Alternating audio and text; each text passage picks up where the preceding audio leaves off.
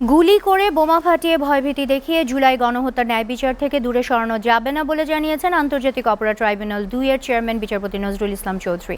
আর attorney general বলেছেন, জুলাই আগস্টে বিচার প্রক্রিয়া আন্তর্জাতিক মানদণ্ডে হবে, এতে কোনো প্রশ্নবোধক চিহ্ন থাকবে না। চিফ প্রসিকিউটর তাজুল ইসলাম বলেন, গুম ও বিচার বহির্ভূত হত্যার সংস্কৃতি আর দেখতে চায় না দেশের মানুষ। মামুন হোসাইনের প্রতিবেদন।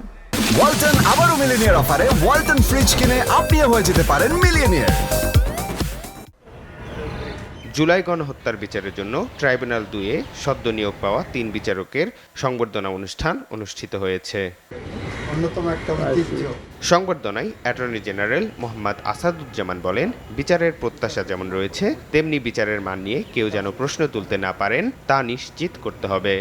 ন্যায় বিচারের যেমন প্রত্যাশা, অ্যাট দি সেম টাইম এই ন্যায় বিচার প্রতিষ্ঠায় কোনো প্রশ্নবোধক চিহ্ন যাতে না থাকে, আন্তর্জাতিক মানদণ্ডে যাতে ন্যায় বিচারটা করা হয় সেটাও নিশ্চিত করা, এটাই আমাদের কাছে ট্রাইব্যুনালের কাছে আপনাদের কাছে প্রত্যাশা।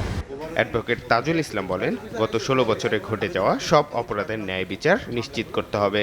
কালচারে পরিণত করা হয়েছিল বাংলাদেশের গুমকে রাজনৈতিকভাবে ক্ষমতায় টিকে থাকার স্বার্থে রাজনৈতিক প্রতিপক্ষ অথবা অন্য কোনো অরাজনৈতিক প্রতিপক্ষ যারা তাদের ক্ষমতার জন্য চ্যালেঞ্জ হয়ে উঠতে পারে, এই কালচার থেকে বাংলাদেশকে বের করে আনতে হবে।